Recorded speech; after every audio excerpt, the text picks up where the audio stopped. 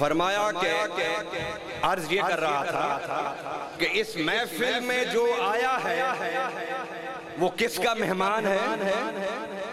मेरे आका का, क्योंकि महफिल जो उनकी है, जब उनकी महफिल है तो वो मेजबान है और हम मेहमान हैं। तो मेहमान आने वाला जो होता है, मेजबान हर मेहमान से सलाम भी करता है, मुसाफा भी करता है, उसके सलाम का जवाब भी देता है। खुशकिस्मत होता कि मुस्तफा करीम के मेहमान बन के बैठे हो। मुस्तफा तुम्हें देखेंगे भी सही, तुम्हारे सलाम का जवाब भी देंगे, तुमसे मुसाफा।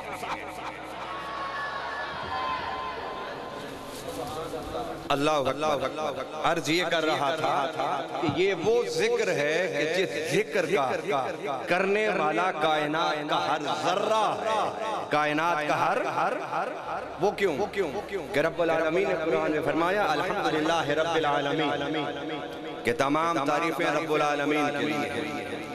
अल्लाह, जिस तरह कायनात का कोई जर्रा रब की रबूबियत से बाहर नहीं है, उसके साथ ही अल्लाह ने फरमा दिया वमा अरसलनाका इल्ला रहमतल लिल आलमीन। प्यारे, जहां जहां तक मेरी रबूबियत है वहां वहां तक तेरी रहमत आया।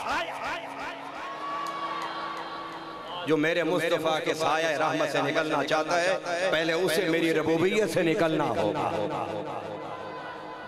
मेरी रबूबियत से निकलना होगा। जब कोई उसकी रबूबियत से नहीं निकल सकता तो मुस्तफा की रहमत और रिसालत से कैसे निकल सकता?